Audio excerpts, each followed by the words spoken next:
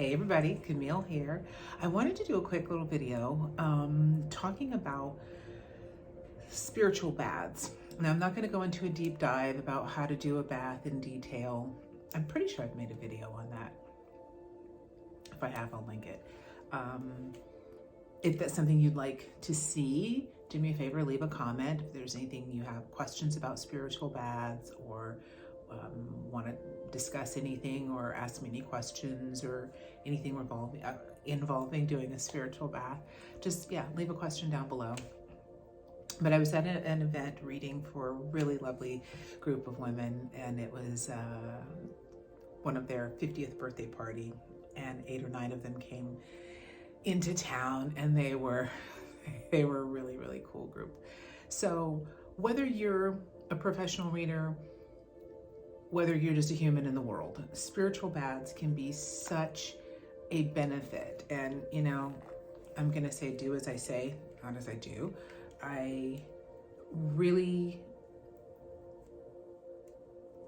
It's one of those things where you don't realize you need it until all of a sudden you're like, oh my God. So don't wait until it's, oh my God. Just kind of like keeping up on our physical personal hygiene is so important, but because we're trained to do that from being young children, being a baby, a toddler, our parents bathing us every day, and as we grow up, we're having parents, go take a bath, go take a shower, it's bath time. So it's something that we grew up with. So if you did not grow up in a spiritual household where you were taught the importance of spiritual hygiene, it's something that you kind of still have to keep on yourself about. Forgive me guys, my vocal cords are not happy.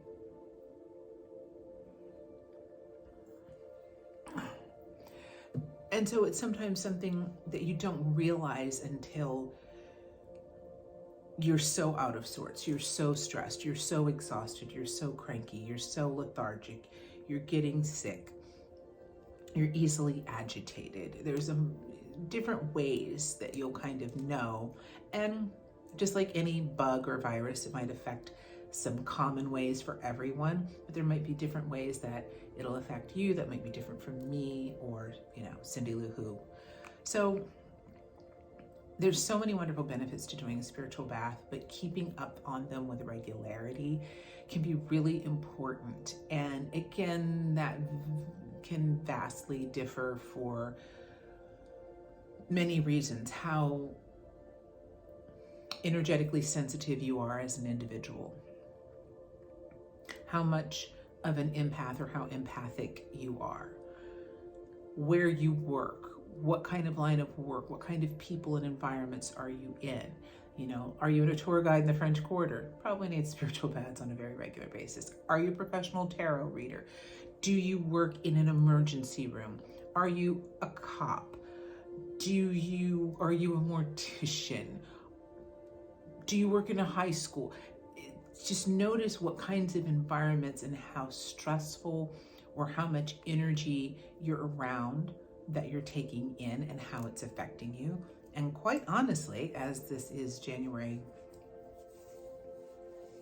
of 2025, the energy collectively in society as a whole, and most assuredly in these here United States of America, it's really important to kind of beef up on your spiritual baths. And just like anything, test it, try it. A couple of times, some people might see results immediately, first time. You might have to do it once or twice, and you might have to tweak the bath. Different ingredients, different additional things that you might have to do differently. So give it a try. But what I want to bring it to is someone was asking me, as you're making a bath, what will it look like? How will you know that you're doing it correctly, at least visually, by looking at the bath? And it depends upon, what ingredients you're using in it. So I wanted to show a bath that I made last night, as I've been very dysregulated. And realizing I had not taken a spiritual bath in way too long, you know, even after traveling in all kinds of different environments, on trains, on aircraft, at TSA, reading for all kinds of people in all kinds of environments. And so it hit me, I needed to take a bath. And so a standby for me is a basil bath. Like I said, I'm not going to go into detail about constructing a bath. But if you're using fresh herbs, and you need to be using fresh herbs as opposed to dried herbs when you're making a spiritual bath,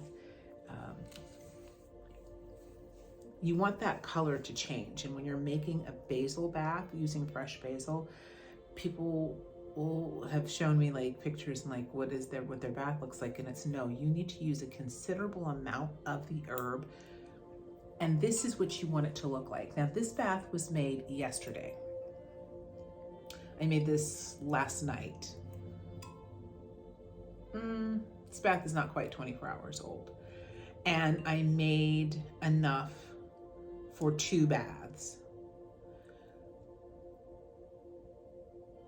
I continued to have this second portion sitting on one of my altars because I like to have it on the altar space before I even use it at all, so that it's absorbing the energy. My spirits are infusing it with their energy. I'm putting my energy, I put my energy into it once as I was constructing it, or as you are constructing it, as you will, but to have it sitting on your altar space, absorbing the energy, letting your spirits have a bit of time with it.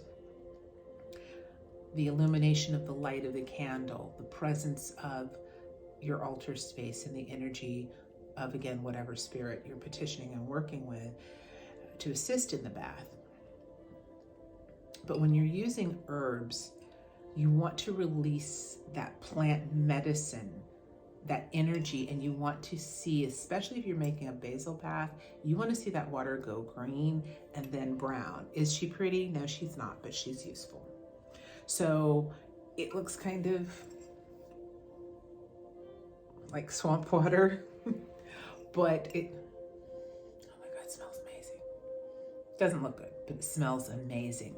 So you want, and again, someone had asked me specifically, well, what should it look like? You want to use enough basil so that you're releasing that chlorophyll and that the water is starting to turn. First, it's going to be like a beautiful green, and then quickly that green is going to go to brown. I don't know if that's oxidation of the chlorophyll. I assume it is, but I'm not a botanist. I'm a spiritualist. So whatever, but it will start to change colors. And especially if you're making a basil bath, which is a common bath to make, particularly in Haitian. So this is what it will look like. It is not pretty, but it is a very powerful and effective bath. Because of the prayers and the intention, because of calling on the spirits, but the plant matter of the basil itself. So you want that water to definitively turn into a deep, rich color so that you're releasing as much chlorophyll as possible from your basil. So just a little FYI on spiritual baths, and if you're making one, again, a basil bath. So again, if you guys have questions, or if you want more information, or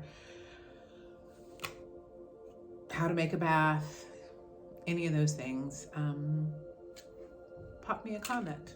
Until the next video, please stay healthy, stay well, stay safe, stay sane, and I'll see you in the next video.